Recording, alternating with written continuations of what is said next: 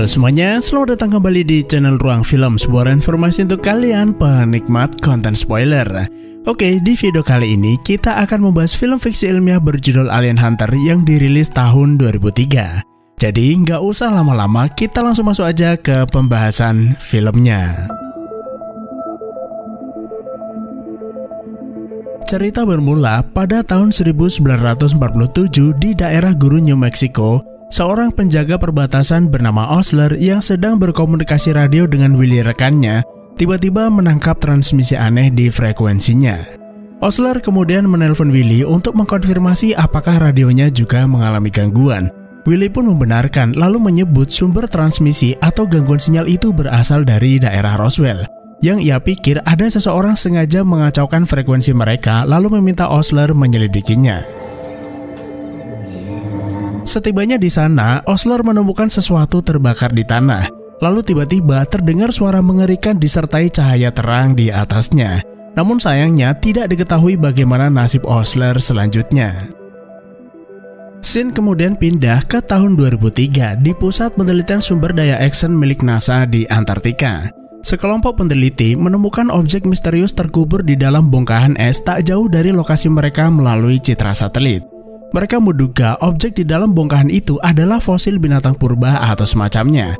Kemudian melaporkan temuan tersebut kepada seorang ahli genetis bernama Dr. Alexei yang bertugas di stasiun riset Randall Peak milik NASA yang juga berada di Antartika. Dr. Alex pun mengkonfirmasi agar mereka segera menggali bongkahan es tersebut lalu membawanya ke stasiun riset Randall Peak.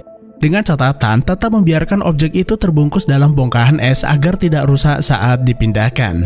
Namun ketika hendak diteliti, mereka malah dibuat terkejut karena objek tersebut memancarkan gelombang radio. Dr. Alex kemudian mengirim rekaman sinyal radio tersebut kepada Dr. John, sahabatnya, yang merupakan rektor sebuah universitas, berharap bisa membantunya memecahkan misteri tersebut. Beruntung, salah satu dosen mereka, yaitu Dr. Julian, adalah seorang ahli kriptobiologi atau pemecah sandi, kemudian menyerahkan rekaman spektrogram tersebut padanya untuk dianalisa. Nah, dulunya Julian ini adalah mantan karyawan SETI, sebuah institut yang bertugas mendeteksi kehidupan ekstraterestrial atau kehidupan di luar bumi. Namun sayangnya, NASA menghentikan pendanaan SETI dan Julian pun berakhir menjadi pengajar di tempat ini.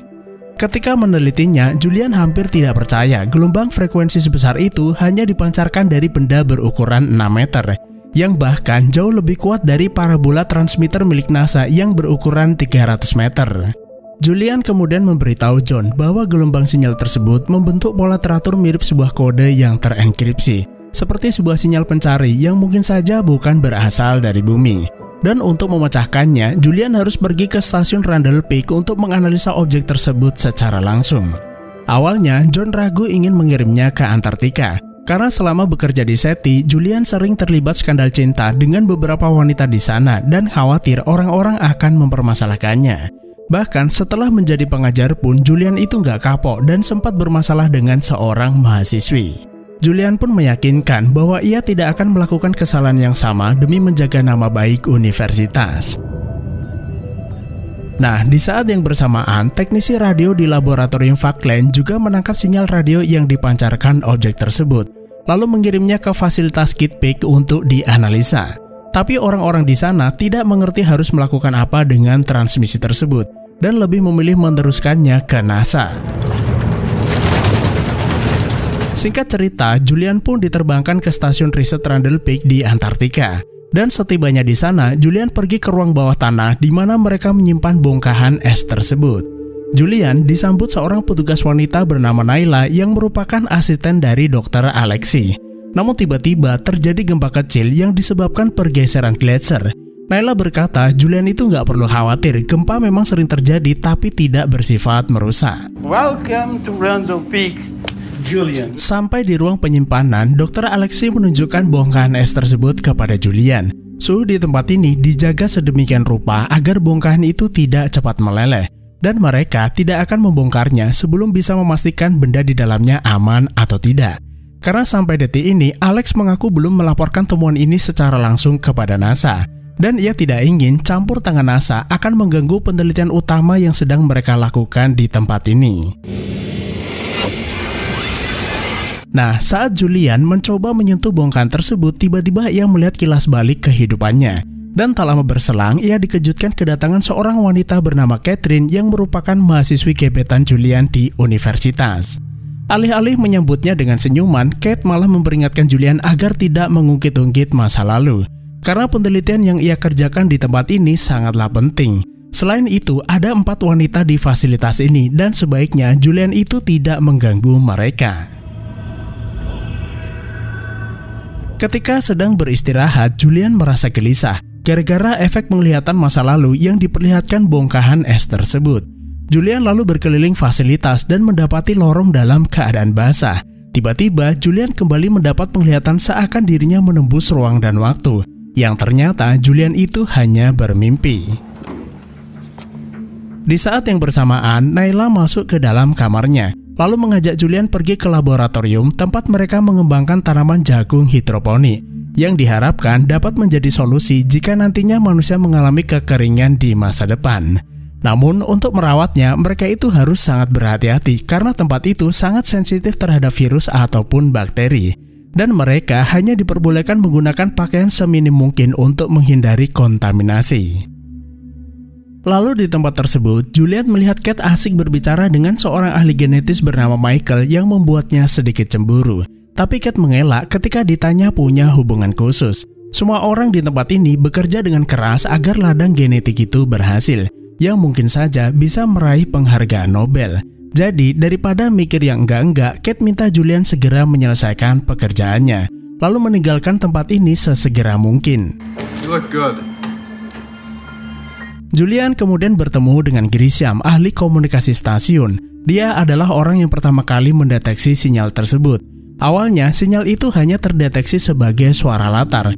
Tapi untungnya, Grisham pernah mempelajari kajian ilmiah tentang deteksi sinyal radio yang dibuat Julian ketika masih bekerja di SETI. Karena itu, ia mencoba merubah metode penangkapan sinyal dan gelombang frekuensi tinggi itulah yang mereka dapatkan. Meskipun Grisham juga mengaku tidak bisa meneliti sinyal tersebut tanpa bantuan ahli pemecah sandi seperti dirinya. Julian lalu menjelaskan bahwa sinyal atau transmisi itu jelas merupakan artifisial atau buatan, karena memiliki pola yang beraturan seakan ada pesan terkandung di dalamnya. Dan mereka belum bisa membuktikannya sampai benar-benar mengetahui benda apa yang ada di dalam bongkahan es tersebut. Oh, I know it's artificial. So you really think it's artificial?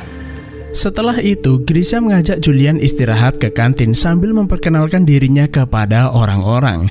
Mereka yang mengetahui Julian dulunya adalah pencari alien bertanya, apakah Julian masih percaya bahwa alien itu benar-benar ada meski dirinya tidak lagi bekerja di SETI.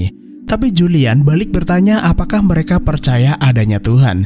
Mereka pun mengiyakan. Namun apakah mereka pernah mendengar ataupun melihatnya? Yang tentu saja mereka menjawab tidak. Do you believe in God? Yes. Have you ever heard from him? No. Menurutnya, tidak ditemukannya kehidupan di luar bumi hingga saat ini bukan berarti manusia bisa menyimpulkan ketiadaan mereka secara sederhana. Dan apa yang dilakukannya selama ini hanyalah mencoba mendeteksi kemungkinan keberadaan alien. Meskipun Julian itu belum pernah membuktikannya.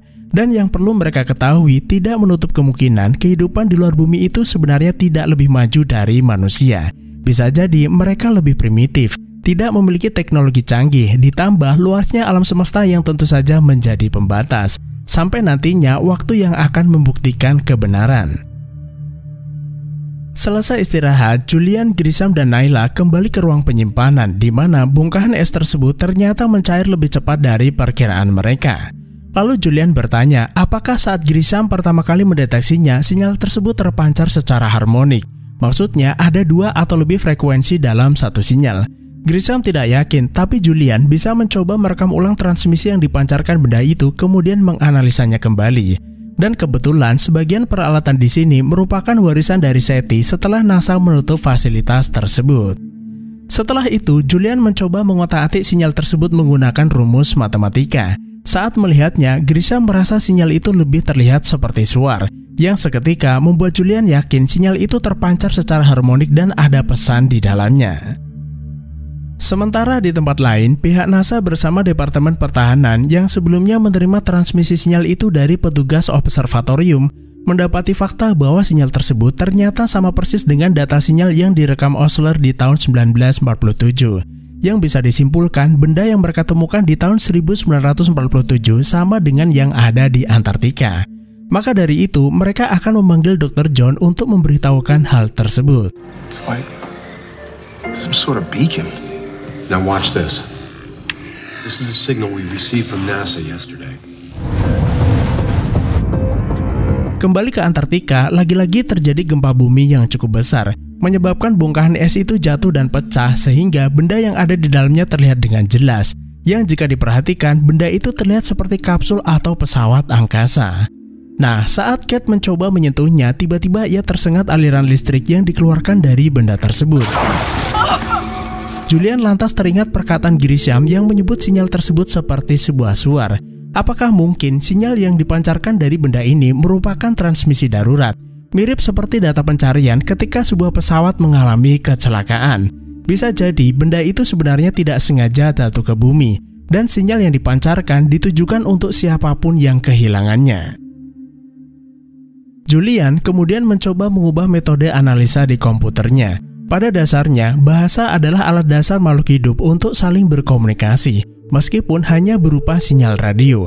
Sebagai gambaran, gelombang radio sebenarnya cukup universal digunakan manusia sebagai penyalur media informasi, seperti siaran radio, televisi, ataupun sinyal seluler, yang awalnya dipancarkan dalam bentuk gelombang radio, kemudian diterjemahkan menjadi suara atau gambar di perangkat penerima. Jadi, yang perlu ia lakukan adalah menemukan metode yang tepat untuk menerjemahkan transmisi tersebut. Lalu di ruang penyimpanan, seorang petugas melihat adanya lipatan pada benda tersebut yang ia rasa adalah sebuah pintu. Jika ia bisa membukanya, mungkin akan mempermudah mereka membuat kesimpulan, serta membuktikan benda ini berasal dari bumi atau bukan. Tapi Kate khawatir bagaimana jika ada makhluk hidup di dalamnya, yang bisa saja mengkontaminasi area fasilitas. Dr. Alex pun tidak mempermasalahkannya jika memang diperlukan demi sebuah pembuktian, dan mereka pun sepakat akan membongkar benda itu di keesokan paginya.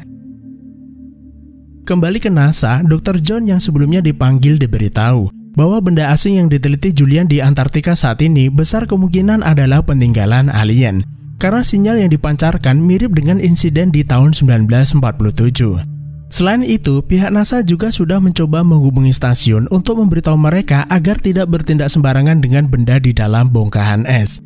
Namun sayangnya, badai yang terjadi di sana menghalangi komunikasi. Setidaknya sampai ada celah di badai yang bisa mereka manfaatkan untuk kembali terhubung. Karena itu, pihak pemerintah sengaja bekerja sama dengan pemerintah Rusia, minta bantuan agar kapal selam mereka yang sedang berpatroli di Antartika pergi ke fasilitas Randall-Peak antisipasi terjadi hal-hal yang tidak diinginkan. Mengingat hal ini bukan hanya tentang keselamatan para petugas yang ada di sana, tapi menyangkut seluruh umat manusia. Esok paginya, ketika para petugas mulai membelah objek misterius tersebut, Julian berhasil mengungkap pesan dalam sinyal tersebut, yang jika diterjemahkan, pesan itu berisi peringatan jangan dibuka. Julian pun seketika punya firasat buruk tentang hal ini, lalu meminta para petugas berhenti membongkar benda tersebut. Tapi sayangnya mereka terlambat, dan saat petugas itu mencoba membukanya, terjadi ledakan yang cukup besar hingga memutus aliran listrik seluruh fasilitas.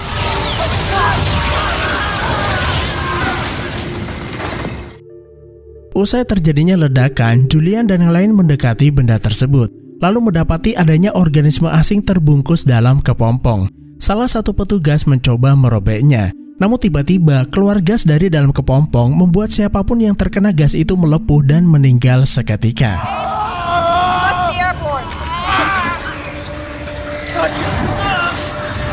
Julian lalu meminta mereka yang selamat kembali ke dalam, sambil mencoba menghubungi NASA untuk melaporkan insiden yang terjadi.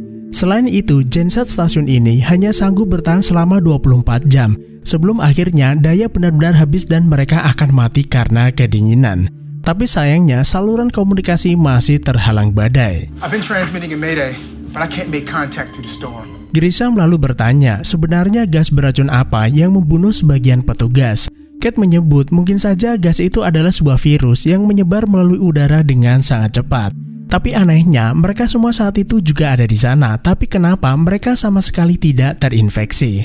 Michael menduga bisa jadi tubuh mereka resisten terhadap virus tersebut. Dan faktanya, sebagian orang dengan daya tahan prima cukup kebal terhadap serangan virus.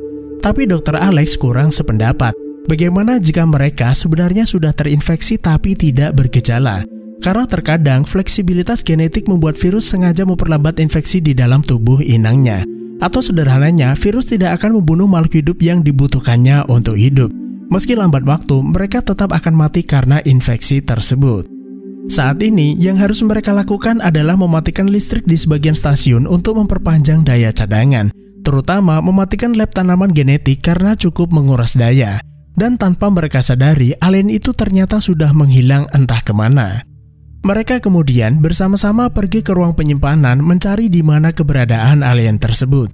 Julian berkata makhluk itu seharusnya masih ada di sekitar sini, tapi akan sangat sulit mencarinya dalam kegelapan. Karena itu, mereka mengambil senjata untuk berjaga-jaga lalu berpencar mencari alien tersebut. Saat Julian lagi sendirian, ia melihat alien itu bersembunyi di sudut lorong lalu mendekatinya. Julian berkata ia tidak akan menyakitinya dan alien itu pun perlahan-lahan bergerak ke arah Julian. Setelah itu, alien tersebut memegang kepala Julian kemudian menyatukan pikiran dengannya seolah-olah ingin memberitahukan dari mana asal-usulnya. Di saat yang bersamaan, Grisham yang melihatnya mengira Julian sedang diserang kemudian menembaki alien tersebut. Terlihat alien itu mengeluarkan sesuatu dari dalam tubuhnya sebelum akhirnya terkapar dan meleleh. Julian lalu bercerita bahwa saat itu si alien sebenarnya tidak sedang menyakitinya, tapi sedang menghubungkan pikirannya seakan ada yang ingin ia beritahukan padanya. Tak lama berselang terdengar dering telepon yang ternyata berasal dari kapal Indo-Amerika lalu menghubungkannya dengan Dr. John yang kini berada di kantor Menteri Pertahanan. Dr. John bertanya bagaimana keadaan di sana dan apa yang ia temukan dalam bongkahan es tersebut. Julian melaporkan telah terjadi insiden di fasilitas setelah mereka membuka benda asing yang ternyata berisi alien. 2 orang tewas terkena ledakan, 4 orang meninggal terkena infeksi, dan sisanya 7 orang selamat karena kebal terhadap virus yang disebarkan alien setidaknya sampai saat ini. Dr. John kemudian menjelaskan, berdasar informasi dari NASA, benda yang ada di dalam bongkahan es tersebut adalah sebuah pesawat untuk melarikan diri, atau semacam kapsul penyelamat yang memisahkan diri dari kapal induknya. Sekitar tahun 1947, pesawat yang sama pernah memasuki atmosfer bumi, mendarat di New Mexico, kemudian memancarkan transmisi darurat yang tanpa sengaja tertangkap pemancar radio seorang petugas perbatasan bernama Osler. Transmisi tersebut sama persis dengan gelombang sinyal yang mereka selidiki di Antartika, yang bisa diartikan keduanya adalah benda yang sama. Saat kontak pertama terjadi di New Mexico, alien tersebut berkomunikasi melalui telepati dan mengatakan bahwa niatan mereka datang ke bumi sebenarnya untuk berasimilasi, bukan untuk menginvasi. Namun satu hal yang perlu diperhatikan, alien tersebut ternyata membawa patogen, sejenis virus atau parasit yang mereka dapat ketika mereka mendarat di planet Mars. Sampai akhirnya mereka baru menyadarinya ketika memasuki planet bumi, karena tubuh mereka kebal terhadap patogen tersebut. Itulah kenapa sinyal itu berisi pesan peringatan jangan dibuka agar patogen yang ada di dalamnya tidak menyebar. Namun tiba-tiba Menteri Pertahanan mematikan komunikasi. Berdasar keterangan Julian, ia menyimpulkan bahwa fasilitas itu sudah tercemar dan penyelesaiannya adalah sterilisasi, yang artinya penghancuran total dengan rudal nuklir agar patogen tidak menyebar ke seluruh dunia. Tak lama berselang, John kembali menghubungi memberitahu bahwa kapal selam Rusia sedang menuju ke sana. Dengan penuh rasa penyesalan, John meminta maaf waktu mereka hanya 3 jam sebelum fasilitas itu dihancurkan, yang tentu saja membuat mereka menjadi marah dan panik. Michael berniat meninggalkan tempat ini menggunakan pesawat meski sedang terjadi badai, tapi Julian mengingatkan kemungkinan mereka sudah terinfeksi dan virus yang mereka bawa akan menulari seisi bumi. Sally lalu menyarankan bagaimana jika mereka melakukan tes darah. Dr. Alex setuju lalu meminta mereka segera pergi ke laboratorium. Dan hasilnya memang tidak ditemukan adanya virus di dalam darah mereka. Tapi Sally berkata masih ada kemungkinan virus tersebut bersembunyi di protein, mengingat mereka belum mengenali sifat dasar dari patogen tersebut. Hal ini pun membuat mereka terpecah menjadi 2 kubu. Michael tetap ngotot bahwa dirinya tidak terinfeksi dan akan meninggalkan fasilitas ini. Karena ngeyel, Julian terpaksa menghadiahinya buku mentah agar Michael tidak membuat keributan. It's waiting for the open command.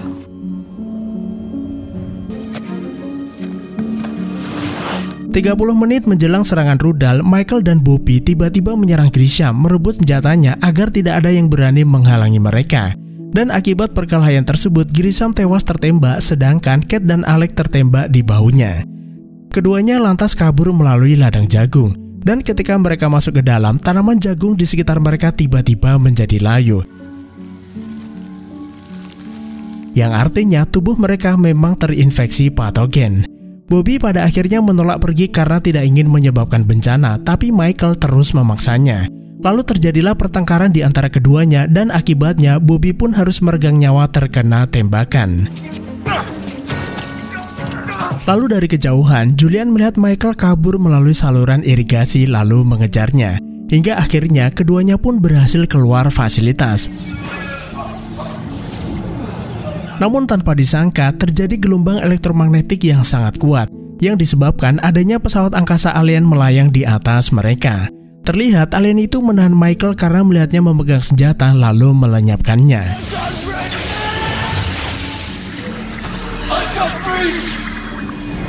Berbeda dengan Julian, alien itu justru mencoba terhubung dengannya, seakan ingin memberitahunya bahwa kedatangan mereka bukanlah ancaman. Julian pun akhirnya punya sebuah ide. Daripada mereka semua harus tewas terkena serangan nuklir, lebih baik pergi bersama alien tersebut. Julian pun kembali ke dalam, lalu meminta yang lain bergegas naik ke permukaan.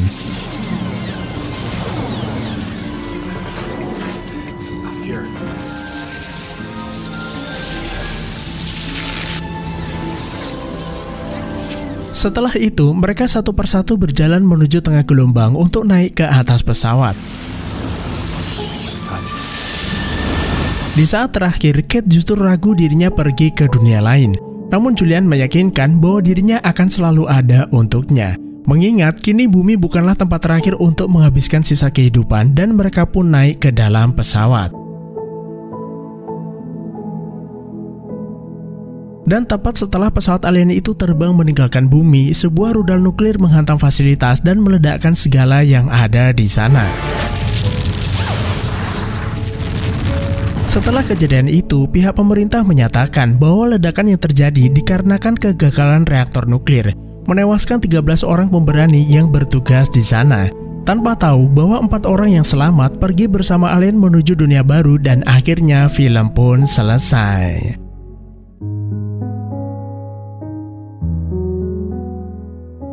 Film Alien Hunter ini, kalau teman-teman perhatikan, sebenarnya mirip dengan film The Thing yang udah pernah dibahas sebelumnya. Sama-sama berlatar di Antartika, temuan alien yang terjebak di dalam bongkahan es serta infeksi yang menyerang para ilmuwan. Bedanya, kalau di film The Thing, alien itu bersifat menghancurkan. Namun kalau di film ini, alien tersebut justru ingin berteman dengan manusia.